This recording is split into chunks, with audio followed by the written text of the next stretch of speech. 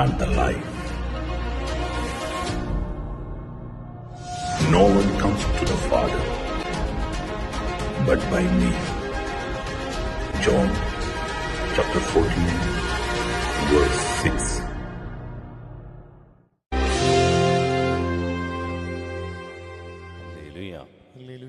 ഈശോയിൽ ഏറ്റവും സ്നേഹമുള്ളവരെ, ഞാൻ സൂചിപ്പിച്ചതുപോലെ നമ്മൾ ഈ പുതിയൊരു വർഷം പരിശുദ്ധാത്മ വർഷമായി നമ്മൾ തിരഞ്ഞെടുക്കണം. ദൈവാത്മാവിനാൽ നിറയാൻ ആഗ്രഹിച്ച് നമ്മൾ പ്രാർത്ഥിക്കണം. ആത്മാവിൻ്റെ ശക്തി നമ്മൾ നിറഞ്ഞാൽ നാം എടുക്കുന്ന തീരുമാനങ്ങൾ വിജയമാവും. നമ്മുടെ കുടുംബത്തിൽ ആത്മാവിൻ്റെ ശക്തി വലയം ചെയ്താൽ നമുക്ക് വലിയ പ്രകാശമാകും. നമുക്ക് കൺഫ്യൂഷൻ ഉണ്ടാകില്ല. നമ്മുടെ ജീവിതത്തിൽ വഴിതെറ്റിപ്പോകാനോ നമ്മുടെ ജീവിതത്തിൽ നിരാശപ്പെടാനോ ദൈവം അനുവദിക്കില്ല. ഇന്ന് അതുകൊണ്ട് പരിശുദ്ധാത്മാവിനെ കുറിച്ചൊന്ന് ചിന്തിച്ച് ഒരു പുതിയ വർഷം നമുക്ക് ആരംഭിക്കാം. Hallelujah, hallelujah. സന്തോഷത്തോടെ ഹല്ലേലൂയ, ഹല്ലേലൂയ, ഹല്ലേലൂയ, ഹല്ലേലൂയ. സ്നേഹമുള്ളവരെ, നമുക്കറിയാം പരിശുദ്ധാത്മാവ് അതൊരു വ്യക്തിയാണ്, ശക്തിയല്ല. ഈ കറണ്ട് പോലെ, കറണ്ടിലൊക്കെ നമ്മളിങ്ങനെ തൊടുമ്പോൾ പെട്ടെന്നൊരു കറണ്ട് അടിക്കും, ഷോക്കടിക്കും. അങ്ങനെയൊക്കെ കരുതുന്ന ആളുകളുണ്ട് പരിശുദ്ധാത്മാവിനെ കുറിച്ച്. ഒരു ശക്തി, തീർച്ചയായിട്ടും അവിടത്തേക്ക് ശക്തിയുണ്ട്. പക്ഷേ ബൈബിൾ പഠിപ്പിക്കുന്നത് പരിശുദ്ധാത്മാവ് ഒരു വ്യക്തിയാണ്. നമ്മുടെ കൂടെ നടക്കുന്ന പരിശുദ്ധാത്മാവ് ഒരു വ്യക്തിയായി എന്ന് പറഞ്ഞാൽ സഹായകനായി, വികാരങ്ങളുള്ള, ദൈവത്തിൻ്റെ വിചാരങ്ങൾ നമുക്ക് വെളിപ്പെടുത്തി തരുന്ന, നമുക്ക് ഇച്ഛാശക്തിയുള്ള, നമ്മളെ തീരുമാനങ്ങൾ എടുക്കാൻ കഴിവുള്ള, നമുക്ക് വഴി കാണിച്ചു തരുന്ന, ഇതാണ് വഴി, ഇതിലെ പോകുക എന്ന് പറയുന്ന ഒരു വ്യക്തിയാണ് പരിശുദ്ധാത്മാവ്. ഹല്ലേലൂയ, ഹല്ലേലൂയ, ഹല്ലേലൂയ, ഹല്ലേലൂയ.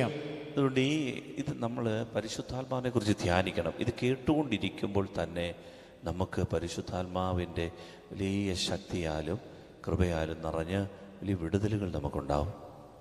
പരിശുദ്ധാത്മാവിനെ കുറിച്ച് നമ്മൾ ധ്യാനിക്കാനും പ്രാർത്ഥിക്കാനും സാധിക്കും. നമ്മൾ ശ്രദ്ധിച്ചിട്ടുണ്ടോ, നമ്മൾ ഏത് മീറ്റിംഗ് നടത്തിയാലും, സഭയുടെ ഏത് കാര്യങ്ങൾ നടത്തിയാലും ആദ്യമേ നമ്മൾ പാടുന്നൊരു പാട്ടുണ്ട്. ഏതാണ്?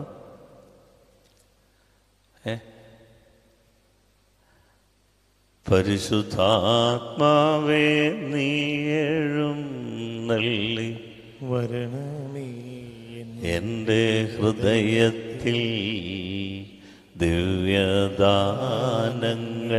ചിന്തി എന്നുള്ളിൽ ദൈവസ്നേഹം നിറയ്ക്കണേ.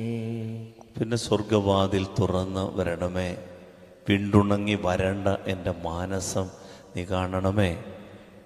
രക്തസാക്ഷികൾ ആഞ്ഞു പുൽകിയ പുണ്യജീവിത പാതയാണ് നീ എന്നൊക്കെ പറഞ്ഞ് നമ്മൾ പരിശുദ്ധാത്മാവിനോട് പ്രാർത്ഥിക്കും. കാരണം എന്താണെന്നറിയാമോ? പിതാക്കന്മാർക്കറിയാം, പരിശുദ്ധാത്മാവ് നടത്തിയാലേ ഈ മീറ്റിംഗ് അനുഗ്രഹമായി നടത്തുകയുള്ളൂ.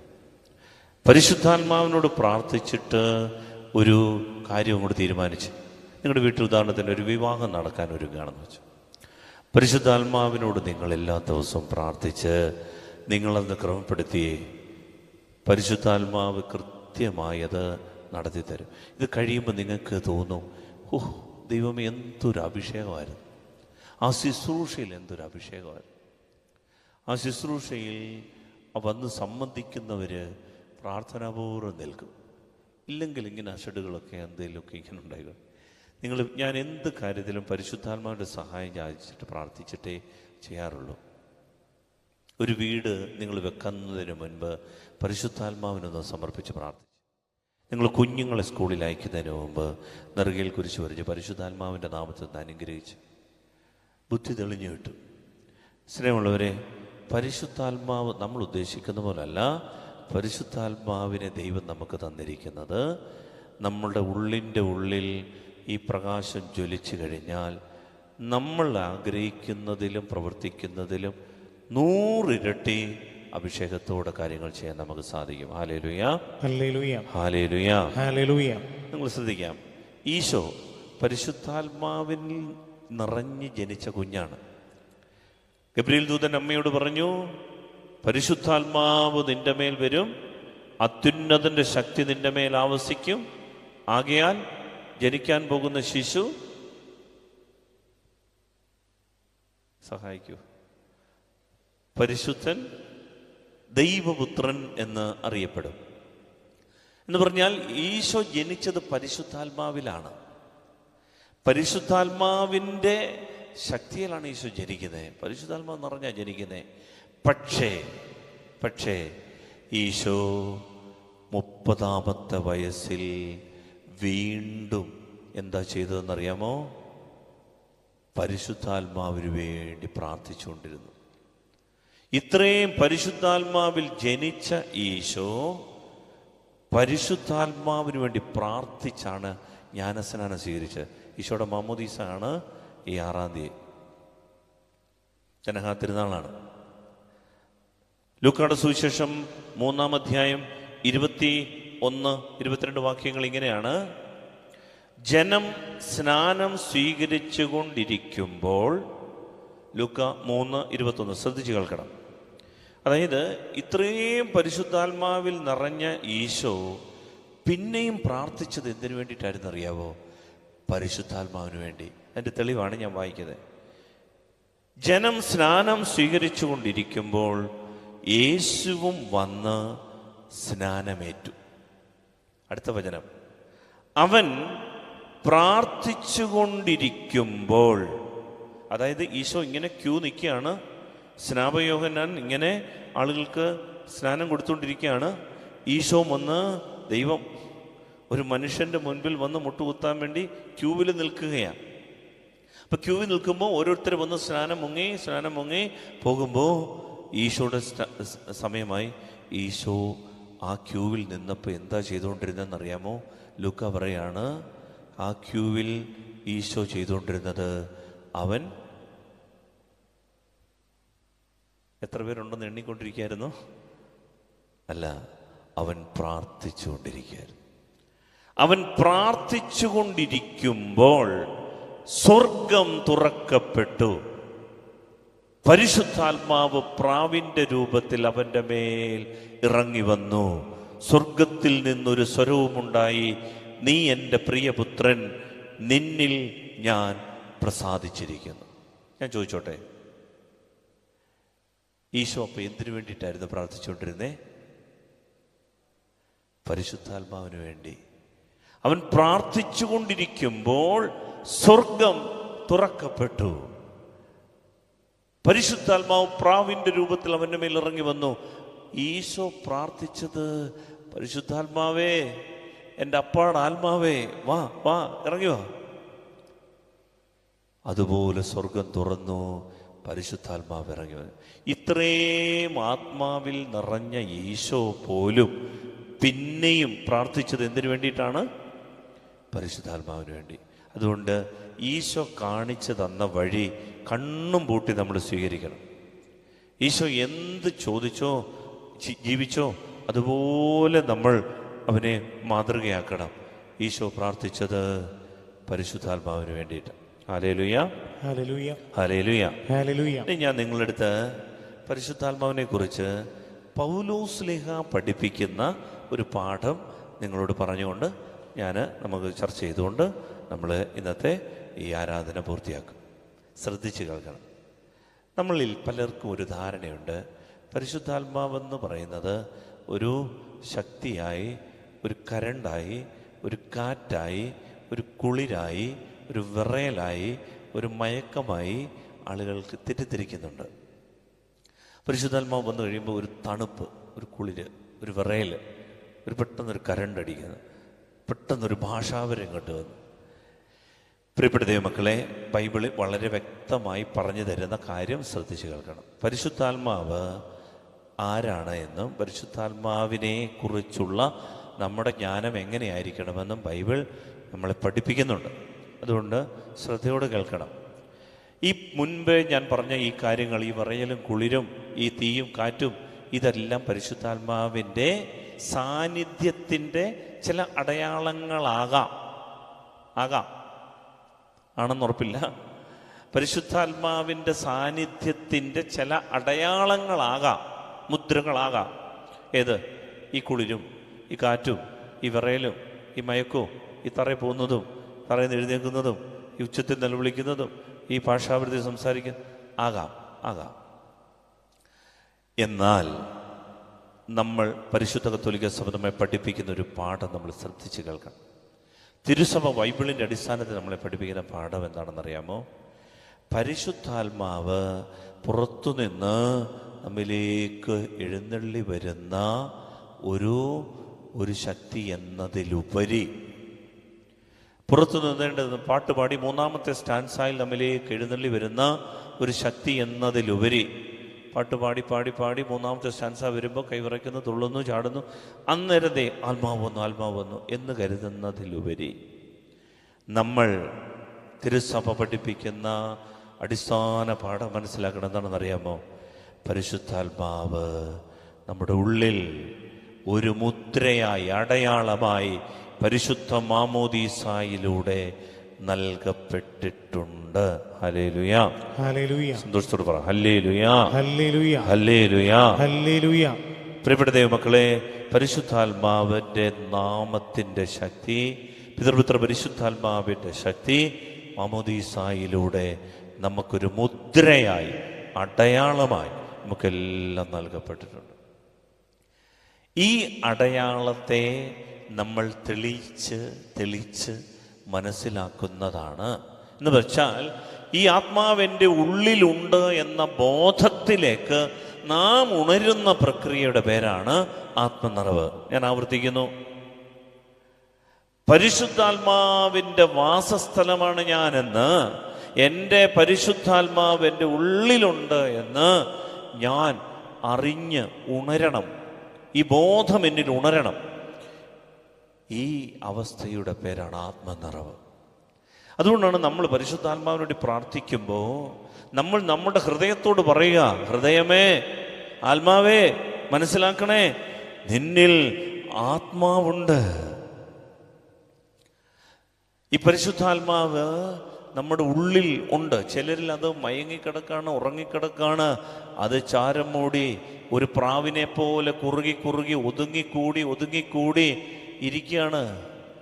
കാരണം ഉള്ളിൽ പലതരത്തിലുള്ള മ്ലേച്ഛതകളും പല ലൗകിക താല്പര്യങ്ങളും ഉണ്ടെങ്കിൽ ഈ പരിശുദ്ധാത്മാവ് വേദനയോടിരിക്കുകയാണ്. അതുകൊണ്ടാണ് പൗലോസ്ലീഹ പറയുന്നത്, മക്കളെ, പരിശുദ്ധാത്മാവിനെ നിങ്ങൾ കരയിക്കരുതേ, പരിശുദ്ധാത്മാവിനെ നിങ്ങൾ ദുഃഖിപ്പിക്കരുതേ, പരിശുദ്ധാത്മാവിനെ നിങ്ങൾ വേദനിപ്പിക്കരുതേ. 3 കാര്യങ്ങളാണ് പൗലോസ്ലീഹ പറയാ. ഇത് വിട്ടുപോവില്ല. പകരം ഇതിങ്ങനെ സഹിച്ചും വേദനിച്ചും കുറുകിയും നുറുകിയും തേങ്ങിയും എൻ്റെ ഉള്ളിലിങ്ങനെ പമ്മിയിരിക്കും. എന്നാൽ ചിലരിൽ ഈ ആത്മാവിനെ ഉണരും. മാമോദീസയിൽ നൽകപ്പെട്ട ഈ പരിശുദ്ധാത്മാവ് ഉണർന്ന് ശക്തി പ്രാപിക്കും, തേജസ് പ്രാപിക്കും. അവരാണ് ലോകത്തെ കീഴ്മേൽ മറിക്കാൻ ദൈവത്തിന്റെ ആത്മാവ് ഉപകരണമാക്കുന്നത്. പലതരം പ്രതി പറ ഹല്ലേലൂയ, ഹല്ലേലൂയ, ഹല്ലേലൂയ, ഹല്ലേലൂയ. ഇപ്പൊ ചോദിച്ചേക്കാം, അച്ഛാ ഇതിന് തെളിവുണ്ടോ? പൗലോസ്ലീഹ പഠിപ്പിച്ച പാഠം നമ്മൾ മനസ്സിലാക്കിയാൽ നമുക്കിത് വ്യക്തമാകും. പൗലോസ്ലീഹ നമ്മളെ പഠിപ്പിക്കുന്ന ഒരു പാഠമാണ് 2 കൊറിന്തോസ് 1-ാം അധ്യായത്തിൻ്റെ 22-ാം തിരുവചനം. വായിക്കാമോ? മൈക്കൊന്നെടുത്ത് വായിക്കാൻ കഴിവുള്ള ചേച്ചിമാരെല്ലാം ഉണ്ടോ? ഫ്രണ്ടിലോട്ടൊന്ന് വരാമോ? 2 കൊറിന്തോസ് 1-ാം അധ്യായത്തിൻ്റെ 22-ാം തിരുവചനം. ബൈബിളൊക്കെ കൊണ്ടുവന്നവരുണ്ട്. 2 കൊറിന്തോസ് 1-ന്റെ 22-ാം തിരുവചനം.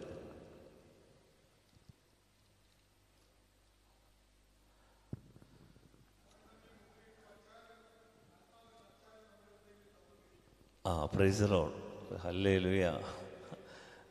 അവൻ നമുക്ക് PUC ബൈബിളിനെ വായിക്കാം.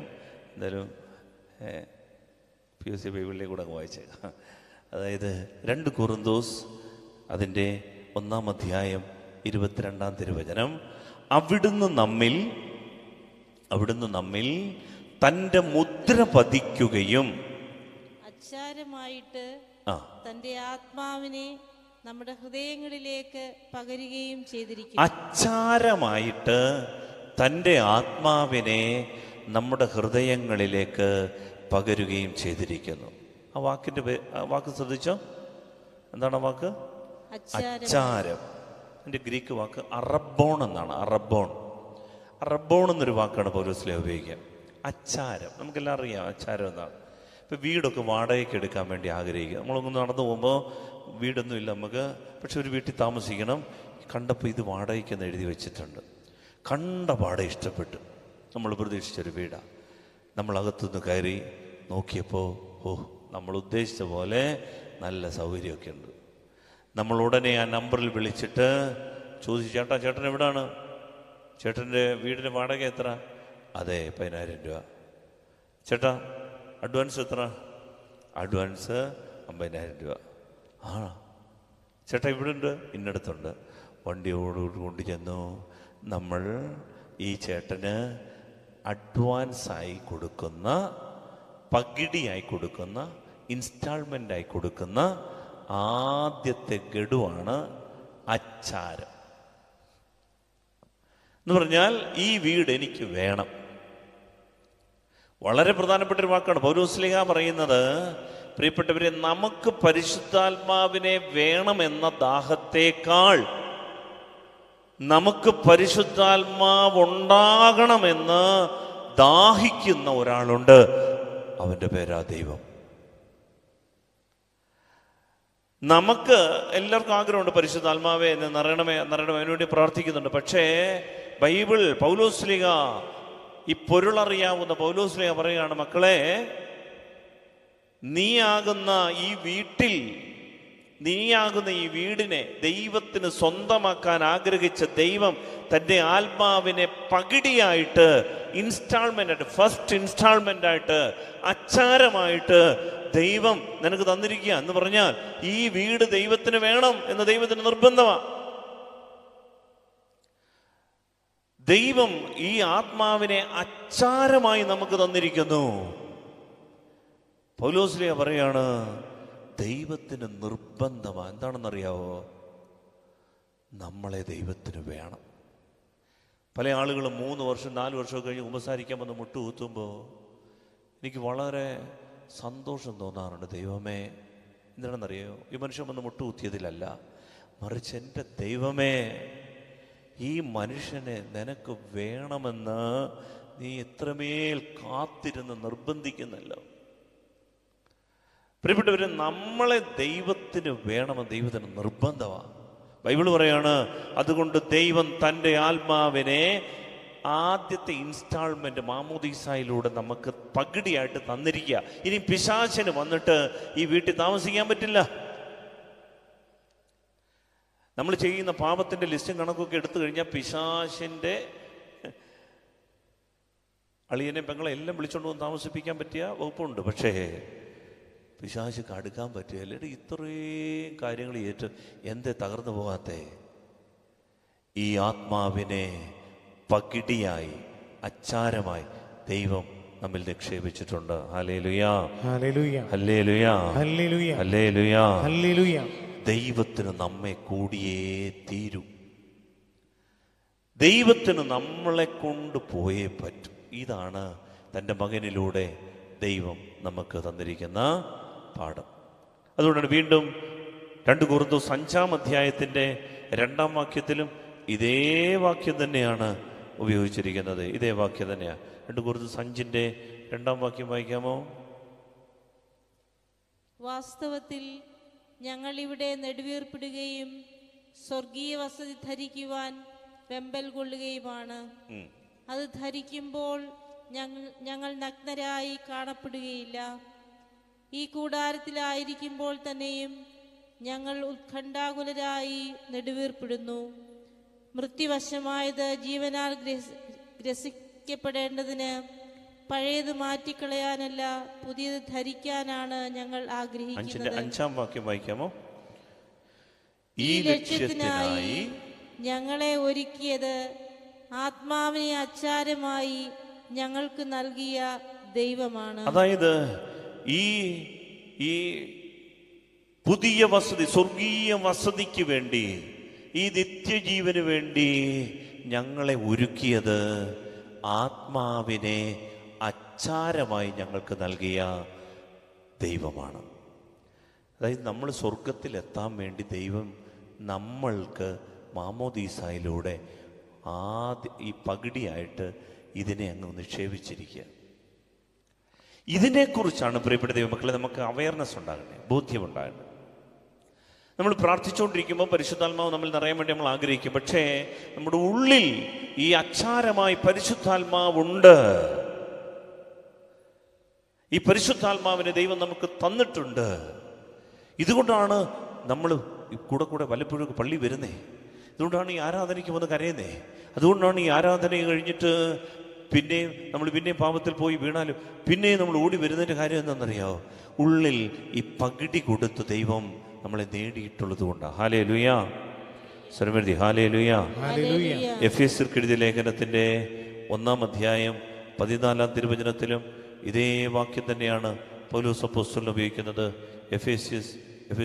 എഫേസ്യർക്ക് എഴുതിയ ലേഖനം 1-ാം അധ്യായം 14-ാം തിരുവചനം, അവിടുത്തെ മഹത്വം പ്രകീർത്തിക്കുന്നതിനുള്ള അവകാശം നാം വീണ്ടെടുത്ത് സ്വന്തമാക്കുന്നത് വരെ ആ അവകാശത്തിൻ്റെ അച്ചാരമാണ് ഈ പരിശുദ്ധാത്മാവ്. പരിശുദ്ധാത്മാവിനെ വിളിക്കുന്നത് ഫസ്റ്റ് ഇൻസ്റ്റാൾമെൻറ്റ്, ദൈവം തന്ന ആദ്യത്തെ പകിടി, അഡ്വാൻസ്. ദൈവം അഡ്വാൻസ് കൊടുത്തു കഴിഞ്ഞാൽ പിന്നെ ആർക്കും അത് പിന്നീട് സ്വന്തമാക്കാൻ പറ്റില്ല. ഇത് വിശ്വസിക്കണം. പലരും ഇങ്ങനെ പേടിച്ചോ അരണ്ടും ഭയപ്പെട്ടും കഴിയുക. പ്രിയപ്പെട്ട ദൈവമക്കളെ, ദൈവം മാമോദീസായിലൂടെ നമ്മളെ അഡ്വാൻസ് കൊടുത്ത് വാങ്ങിയിട്ടുണ്ട്, വിലയ്ക്ക് വാങ്ങി തൻ്റെ രക്തത്താൽ. ഇനി നമ്മൾ ആലോചിച്ച് നോക്കി, വീട് വാടകയ്ക്ക് എടുത്ത് നമ്മൾ അഡ്വാൻസ് കൊടുത്തു. വേറൊരാൾ വന്നിട്ട് ഞാൻ കുറച്ചുകൂടെ അഡ്വാൻസ് തരാമെന്ന് പറഞ്ഞാൽ ഞാൻ വീട് കൊടുക്കാൻ പറ്റുമോ?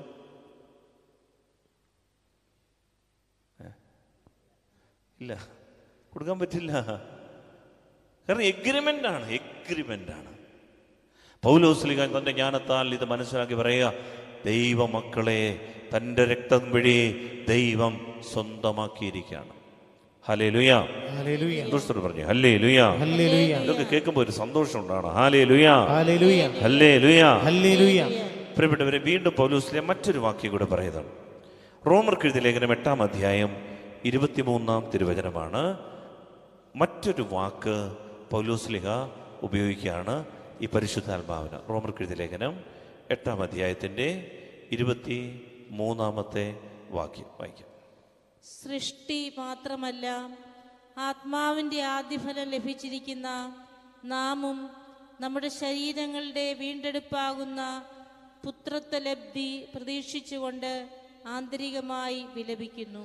സൃഷ്ടി മാത്രമല്ല, ആത്മാവിൻ്റെ ആദ്യഫലം ലഭിച്ചിരിക്കുന്ന നാമും നമ്മുടെ ശരീരങ്ങളുടെ വീണ്ടെടുപ്പാകുന്ന പുത്രത്വലബ്ധി പ്രതീക്ഷിച്ചുകൊണ്ട് ആന്തരികമായി വിലപിക്കുന്നു. അതായത് പൗലോസ്ലീഹ പറയുന്നത്, നമുക്ക് ദൈവം നമ്മളെ നിത്യതയിലേക്ക് കൊണ്ടുപോകാൻ വേണ്ടി, സ്വർഗത്തിലെത്തിക്കാൻ വേണ്ടി ദൈവം തൻ്റെ ആത്മാവിനെ ആദ്യ ഫലമായി നമുക്ക് നൽകിയിരിക്കുന്നു. ആദ്യ ഫലം അപ്പാർക്കെ എന്നൊരു വാക്കാണ്, ഗ്രീക്ക് വാക്കാണ് ഉപയോഗിക്കുക. അപ്പോൾ ആദ്യമേ നമ്മൾ ഉപയോഗിച്ച വാക്ക് ഏതാണ്? അച്ചാരം. അച്ചാരത്തിൻ്റെ ഗ്രീക്ക് വാക്ക് അറബോൺ. ഇത് അപ്പാർക്കെ, 2 ഗ്രീക്ക് വാക്ക് പഠിച്ചു. അപ്പാർക്കെ എന്ന് പറഞ്ഞാൽ ആദ്യ ഫലം. നമുക്കറിയാം, നമ്മൾ ആദ്യ വിളവുകൾ കൊണ്ടുവരും. നമുക്കിപ്പോൾ കുറച്ച് പാക്ക് കിട്ടി, നമുക്ക് കുറച്ച് ചേന കിട്ടി, നമ്മൾ കുരുമുളക് കിട്ടി. നമ്മൾ ഈ കുരുമുളക് നമുക്ക് കിട്ടിയത് 150 കിലോ ആണെങ്കിലും നമ്മൾ പള്ളിക്ക് കൊണ്ടുവരുന്നത് എത്രയാണ്? 150 ഗ്രാം. അല്ലെ പോട്ട് 1 കിലോ കൊണ്ടുവന്നെന്ന് വെച്ചാൽ, ഈ 1 കിലോ കൊണ്ടുവന്നപ്പോൾ നമ്മുടെ മനസ്സിൽ എന്താണെന്നറിയാമോ? എൻ്റെ പത്തായത്തിലിരിക്കുന്ന 150 കിലോ കുരുമുളക് മുഴുവനും ഞാൻ ദൈവത്തിന് സമർപ്പിച്ചു. ഈ ആദ്യ ഫലമെന്ന് പറയുന്നത് മുഴുവൻ്റെയും ആകത്തുകയാണ്. നമ്മൾ ഈ 150 കിലോയും പള്ളിക്ക് കൊണ്ടുവരുമോ? നമ്മൾ ഇതിനകത്ത് 1 കിലോയെ കൊണ്ടുവരത്തുള്ളൂ. ദൈവം തന്നത് അതിൻ്റെ ആദ്യ ഫലം മനുഷ്യൻ എന്ത് ചെയ്യും? ദൈവത്തിന് കൊടുക്കും. എൻ്റെ അർത്ഥം എന്താ? ദൈവമേ, നീ തന്നത് മുഴുവനും ഞാൻ ഇത് നിനക്ക് തരുന്നു. പിന്നെ കൊണ്ടുവരാൻ പറ്റാത്തതുകൊണ്ട് 1 കിലോ പിടിച്ചു. ഇതാണ് ആദ്യ ഫലം. ഇതുപോലെ ദൈവവും തൻ്റെ ആത്മാവിൻ്റെ ആദ്യ ഫലം നമുക്ക് തന്നു. ആദ്യ ഫലം തന്നതിൻ്റെ അർത്ഥം എന്താണെന്നറിയാമോ?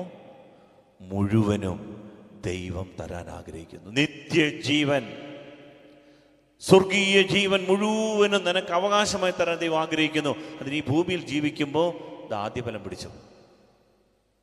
ഇതാണ് പൗലോസ്ലീഹ നമുക്ക് പറഞ്ഞു തന്നിരിക്കുന്നത്. ഹല്ലേലൂയ, ഹല്ലേലൂയ, ഹല്ലേലൂയ, ഹല്ലേലൂയ. പുറപ്പാടിന്റെ പുസ്തകം 23-ാം അധ്യായം, ലേവ്യരുടെ പുസ്തകം 23-ാം അധ്യായത്തിലും ആദ്യ വിളവുകളെ കുറിച്ച് പറയുന്നുണ്ട്. ദൈവമായ കർത്താവിന് മനുഷ്യൻ ആദ്യ വിളവ്, വയലിലെ ആദ്യ ഫലം ദൈവത്തിന് മനുഷ്യൻ കൊടുക്കുന്നു എന്ന് വെച്ചാൽ മുഴുവനും ദൈവത്തിന് കൊടുക്കുന്നതിൻ്റെ അടയാളമാണ്.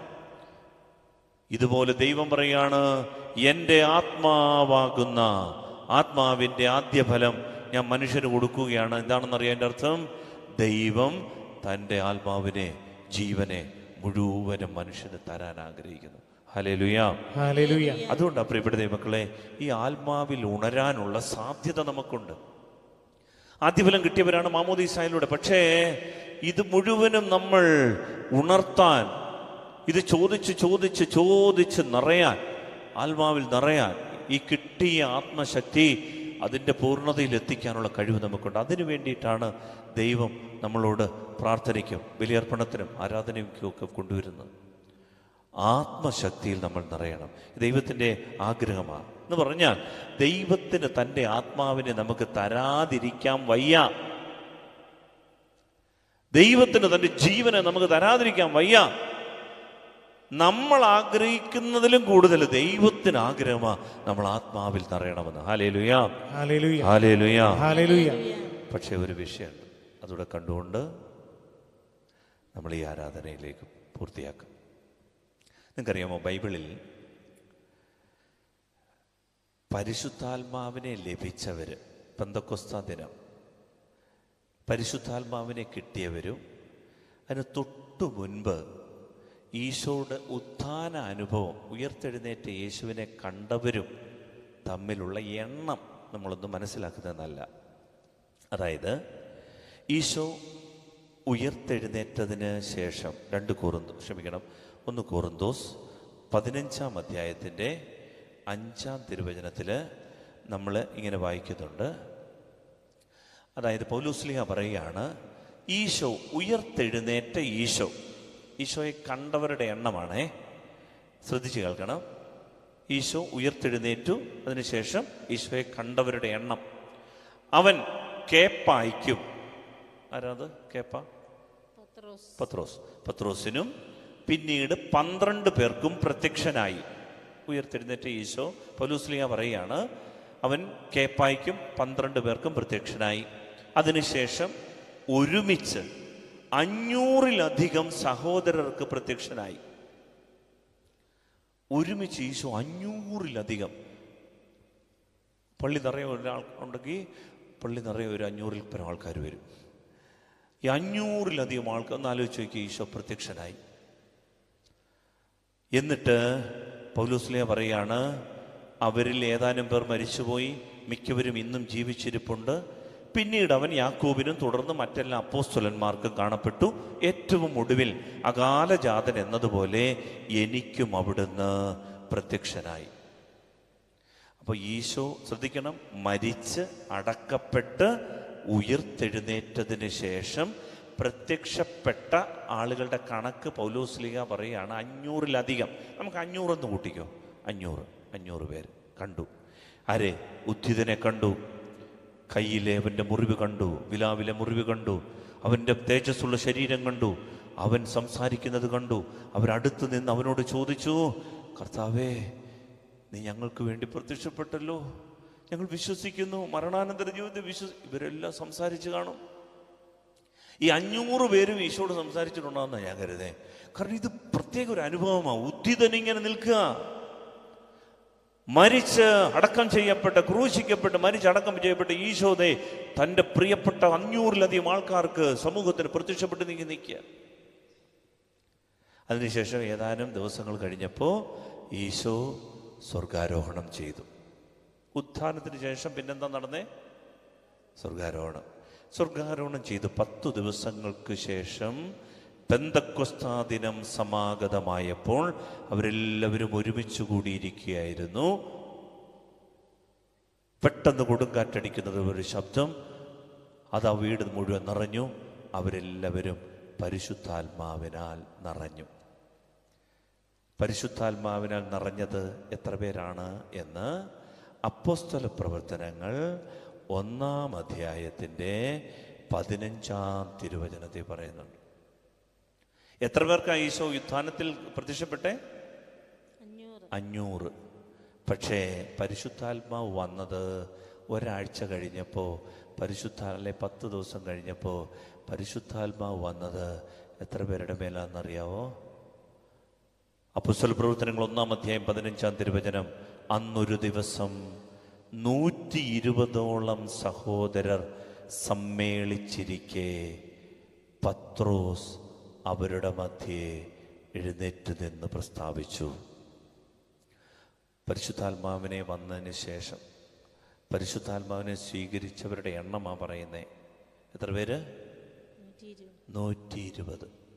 അവർ ഏകമനസ്സോടെ യേശുവിൻ്റെ അമ്മയായ മറിയത്തോടും മറ്റു സ്ത്രീകളോടും അവൻ്റെ സഹോദരന്മാരോടുമൊപ്പം പ്രാർത്ഥനയിൽ മുഴുകിയിരിക്കുമ്പോൾ പരിശുദ്ധാത്മാവ് വന്ന സംഭവമാണ് 2-ാം അധ്യായത്തിൻ്റെ പെന്തക്കൊസ്താ ദിനം സമാഗതമായപ്പോൾ അവരൊരുമിച്ച് കൂടിയിരിക്കുകയായിരുന്നു. കൊടുങ്കാറ്റടിക്കുന്നത് പോലൊരു ശബ്ദം. പ്രിയപ്പെട്ടവരെ, 120 പേർക്കാണ് പരിശുദ്ധാത്മാവിനെ കിട്ടി. ഞാൻ ചോദിക്കുന്നത്, ഈ 380 പേര്, 500 പേരല്ലേ കണ്ടത്? ഒരാഴ്ചയ്ക്ക് മുമ്പ് കർത്താവിനെ ഉത്ഥാനം കണ്ടത് എത്ര പേരാ? 500 പേര്. ഈ 320 പേര് ഒരാഴ്ചക്കുള്ളിൽ എന്നാ സംഭവിച്ചു? 380 പേര്. ബാക്കി 120 പേരൊക്കെ പരിശുദ്ധാത്മാവിനെ കിട്ടിയുള്ളൂ. വളരെ പ്രധാനപ്പെട്ട ഒരു കാര്യമാണ്. പ്രിയപ്പെട്ട ദൈവമക്കളെ, അഭിഷേകമുള്ള കാഴ്ചകൾ കണ്ടു എന്നതുകൊണ്ട്, ശുശ്രൂഷകളിൽ സംബന്ധിച്ചു എന്നതുകൊണ്ട് ആത്മാവിൻ്റെ ശക്തിയിൽ നിറയണമെന്നില്ല. അതുകൊണ്ടാണ് ഈശോ മത്തായിയുടെ സുവിശേഷം 7-ാം അധ്യായം 22 മുതലുള്ള വാക്യങ്ങളിൽ പറയും, മരിച്ചിട്ട് ചെന്നിട്ട് അന്ന് നിങ്ങളിൽ പലരും എന്നോട് പറയും, കർത്താവേ, നിന്റെ നാമത്തിൽ ഞങ്ങൾ അത്ഭുതങ്ങൾ ചെയ്തു, നിന്റെ നാമത്തിൽ അടയാളങ്ങൾ ചെയ്തു, രോഗശാന്തി ചെയ്തു, നിന്റെ നാമത്തിൽ പ്രസംഗിച്ചു, ഞങ്ങളുടെ തെരുവുകളിൽ നീ പഠിപ്പിച്ചിട്ടുണ്ട്. കർത്താവ് പറയും, സത്യമായി ഞാൻ നിങ്ങളെ അറിയുകയില്ല. പ്രിയപ്പെട്ടവർ, ദൈവമക്കളെ, വളരെ പ്രധാനപ്പെട്ട ഒരു കാര്യമാണ്. ആൾക്കൂട്ടത്തിനകത്തൊന്നും യാതൊരു കാര്യവുമില്ല. ആൾ കൂടുന്ന പല സ്ഥലങ്ങളുണ്ട്, അതിനകത്തൊന്നും ഒരു കാര്യമില്ല. ആൾക്കൂട്ടം കണ്ടിട്ട് ദൈവാത്മാവിടെ ഉണ്ടെന്ന് തെറ്റിദ്ധരിക്കരുത്. കെണിയാണ്, കെണി. 500 പേരെ കണ്ടിട്ട് 10 ദിവസം കഴിഞ്ഞപ്പോൾ 120 പേർക്ക് മാത്രമേ ആത്മാവ് നിറവുണ്ടാവുന്നുള്ളൂ. 10 ദിവസത്തിനുള്ളിൽ ഈ അനുഭവം എവിടെ പോയി? ബഹളങ്ങൾ കണ്ട്, വൈകാരികമായിട്ടുള്ള ചില പ്രകടനങ്ങൾ കണ്ടിട്ട് ആത്മശക്തിയാണെന്ന് തെറ്റിദ്ധരിക്കരുത്. അതിനാൽ പരിശുദ്ധാത്മാവ് നമ്മുടെ ഉള്ളിൽ മാമോദീസായിലൂടെ നൽകപ്പെട്ട മുദ്രയാണ്, അടയാളമാണ്. ഇത് ചാരം മൂടി കിടപ്പുണ്ടെങ്കിൽ തെളിച്ചെടുക്കണം. എല്ലാവരിലും ഇതുണ്ട്. ഇത് തെളിച്ചെടുക്കാനുള്ള നമ്മുടെ സമർപ്പണവും ത്യാഗവുമാണ് വിലപ്പെട്ടത്.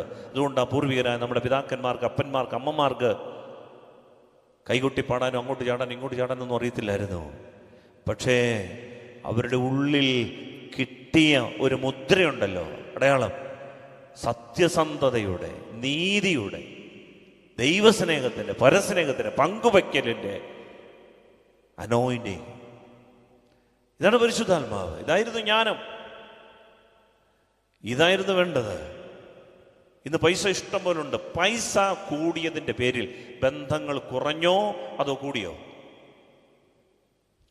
നമ്മുടെ വീട്ടിൽ സഹോദരങ്ങളുടെ മക്കൾക്ക് 4 പുത്തനുണ്ടായതിൻ്റെ പേരിൽ, പ്രിയപ്പെട്ട ദൈവമക്കളെ, സ്നേഹം കൂടിയോ പടലപ്പിണക്കങ്ങൾ കൂടിയോ? ബന്ധം മുറിഞ്ഞതേ ഉള്ളൂ. പണ്ട് ഒരു നാരങ്ങ മുട്ടായി കിട്ടിയ 8 മക്കള് നോക്കിയിരിക്കും, നാരങ്ങ മുട്ടായി എല്ലാവർക്കും വേണം. മൂത്തവൻ എന്തെടുക്കും? ഇതെടുത്ത് കതകിൻ്റെ വിജാവിരിയുടെ ഇടയിലോട്ട് കയറ്റി വെച്ചിട്ട് ഒരടയടയ്ക്ക് കിട്ടുകിട്ടുകിട്ടു 16 അങ്ങ് മുറിയും. ഇതെടുത്ത് ഓരോന്നിനും കൊടുക്കും. എന്നാ ടേസ്റ്റ് ആയിരുന്നു.